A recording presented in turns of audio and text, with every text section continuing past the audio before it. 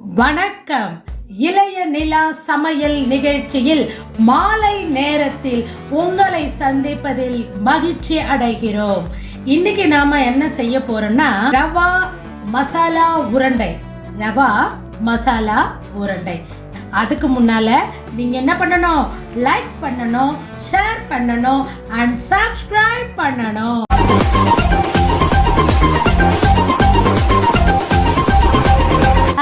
இந்த கிளாஸில் 2 டம்ளர் ரவை நான் எடுத்து வச்சுருக்கேங்க. இந்த 2 டம்ளர் ரவைக்கு 4 டம்ளர் தண்ணிங்க. நான் ஆல்ரெடி உங்களுக்கு 4 டம்ளர் ஊற்றி கொதிக்க வச்சுருக்கிறேங்க. நல்லா கொதிக்கணுங்க. இந்த மாதிரி தலை தண்ணி கொதிச்சதுன்னா அதில் தேவையான அளவுக்கு 1 ஸ்பூன் அளவுக்கு சமையல் எண்ணெய் எடுத்து ஊற்றிடுங்க. அது ஊற்றி கொதித்த பிறகு நம்மளோட டிஷ்ஷுக்கு தேவையான அளவுக்கு மிளகாய்த்தூள், குழம்பு மிளகாய்த்தூள் இருக்குது இல்லைங்களா, அது 1 ஸ்பூன் போட்டுக்குங்க. அதுக்கப்புறம் உப்பு தேவையான அளவு போடுங்க. மஞ்சள் தூள் கூட தேவையான அளவுக்கு கொஞ்சம் போட்டுக்கலாங்க. எல்லாத்தையும் போட்டு தண்ணி நல்லா கிளறி விடுங்க. உப்புலாம் ஈவனாக கலங்கி வரணும், கலந்து வரணும். அப்படி கலந்து வந்த பிறகு நம்ம என்ன செய்யணும்? நல்லா கிளறி விடுங்க. கரண்டி போட்டு நல்லா கிண்டி விடுங்க. அதுக்கப்புறமா நாம் அளந்து வச்சிருக்கிற ரவையை எடுத்து கொஞ்சம் கொஞ்சமாக கொட்டணுங்க. ஆனால் அதுக்கு முன்னால் தண்ணி மலை நல்லா கொதிக்கணும். இப்போ பாருங்கள், கரெக்டாக இருக்குது. நம்ம என்ன பண்ணணும்? ரவையை எடுத்து கொஞ்சம் கொஞ்சமாக கலந்து நம்ம கிண்டிக்கிட்டே இருக்கணுங்க. கை விடாமல் கிண்டணுங்க. அப்போ தான் நம்மளுடைய ரவை பால்ஸ் நல்லா அழகாக வருங்க, ஷேப்பாக வரும். இந்த கட்டி முட்டியும் இல்லாமல் நல்லா ஒழுங்காக வருங்க. அதனால் கை விடாமல் கிண்டிக்கிட்டே இருந்தீங்கன்னா ஒரு 5 நிமிஷத்துலேயே நம்மளுடைய ரவை பந்தாட்டம் நல்லா வெந்து சுருண்டு திரண்டு வருங்க. இப்போ பாருங்கள், நீங்களே பார்த்துக்கிட்டு இருக்கீங்க. தண்ணி ஊற்றின ஒரு நிமிடம் 2 நிமிடத்துலேயே அது தண்ணியை நல்லா உறிஞ்ச ஆரம்பிக்குது பாருங்கள். அப்படியே கையே எடுக்கக்கூடாதுங்க. கை விடாமல் கிண்டிக்கிட்டே இருங்க. ரொம்ப அருமையாக ஒரே பால் மாதிரி திரண்டு வரணுங்க. அந்த அளவுக்கு நாம் கிண்டி விட்டுக்கிட்டே இருக்கணுங்க. இப்போ பாருங்கள், ஒரு 2 நிமிஷம் கேப் விட்டுட்டு திரும்பவும் நம்ம கிளறிட்டே இருக்கணுங்க. அப்படி கிளறிட்டே இருந்தீங்கன்னா நல்லா கெட்டிப்பட்டுடுங்க. நல்லா கெட்டிப்பட்ட பிறகு நாம் இது தாங்க கரெக்டான பதம். ஏன்னா எந்த ஒரு மாவையும் நம்ம கிண்டி பார்க்கும் பொழுது ஒரே உருண்டையாக திரண்டு வருது பாருங்கள். இது கரெக்டான பதம். இப்படி இருந்ததுன்னா நம்மளுடைய ரவா பால்ஸ் ப்ரிப்பேர் பண்ணுறதுக்கு, நம்மளுடைய ரவா மசாலா உருண்டைக்கு ரெடியாக இருக்குன்னு அர்த்தங்க. சரிங்களா?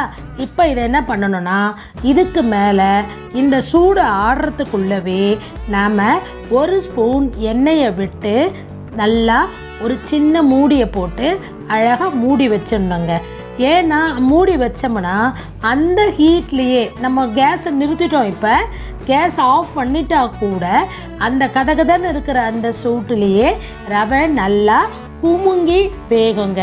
சரிங்க, ரவை குமுங்கி நல்லா வெந்துட்ட பிறகு தான் ரவையை ஆற வச்சு நாம் உருண்டை பண்ணணுங்க. அதுக்குள்ளே ரவை ஆடுற வரைக்கும் நாம் வேறு ஒரு வானல், கனமான வானலை வச்சு 2 குழி எண்ணெய்ங்க. எண்ணெய் தாராளமாக விட்டாதான் இந்த டிஷ்ஷுக்கு செம்ம டேஸ்ட்டாக இருக்குங்க. ஊற்றி எண்ணெய் காஞ்ச பிறகு 4 வெங்காயத்தை நீள் வாக்கில் அரிஞ்சிக்கணும். 4 பச்சை மிளகாவை நீட்டாக கட் பண்ணி வைக்கணும். 4 தக்காளியை திட்டமாக கட் பண்ணி வச்சுக்கணுங்க. ஸோ நம்ம இப்போ எண்ணெய் நல்லா காஞ்சிடுச்சு. இப்போ நம்ம என்ன பண்ண போகிறோம்? இந்த வெங்காயத்தை எடுத்து எண்ணெயில் போட்டு நல்லா வதக்கணுங்க. எடுத்து போட்டுடுங்க. எண்ணெய் காயட்டோன்னு வெயிட் பண்ணிகிட்ருக்கேன்.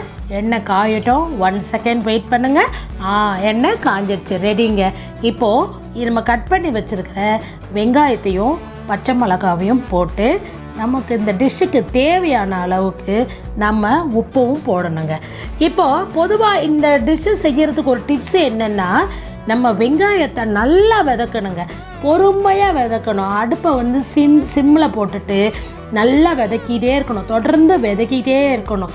அது வதங்கி வந்தால் தான் டேஸ்ட்டே நல்லா இருக்கும். இப்போது டிஷ்ஷுக்கு தேவையான அளவுக்கு உப்பையும் போட்டுடலாங்க. இதுக்கப்புறம் நம்ம என்ன பண்ண போகிறோன்னா, இஞ்சி பூண்டு விழுது இருக்குது இல்லைங்களா, அது வந்து ஒரு ஸ்பூன் எடுத்து வச்சுருக்குறேங்க. இந்த வெங்காயம் நல்லா வதங்கட்டோன்னு நம்ம இஞ்சி பூண்டு பேஸ்ட்டையும் சேர்த்து வதக்கணுங்க. இன்னும் கொஞ்ச நேரம் வெயிட் பண்ணுங்கள். இன்னும் வெங்காயம் வதங்கின பிறகு நம்ம இஞ்சி பூண்டை ஜாயின் பண்ணலாம். ஸோ இந்த டிஷ்ஷு வந்து குழந்தைங்களுக்கெலாம் ரொம்ப விரும்பி சாப்பிடுவாங்க. ஒரு தடவை நீங்கள் செஞ்சு கொடுத்தீங்கன்னா அம்மா எங்களுக்கு இன்னொரு முறை செஞ்சு கொடுங்கம்மா, நல்லா இருக்குமான்னுவாங்க. லஞ்சுக்கு கொடுத்து அனுப்பலாம், ஸ்கூல் புக் பேக் பண்ணி கொடுத்து அனுப்பலாம், ரொம்ப நல்லாயிருக்கும். இப்போ வந்து இஞ்சி பூண்டு விழுதுகளை நம்ம இதில் சேர்த்துக்கிறோங்க.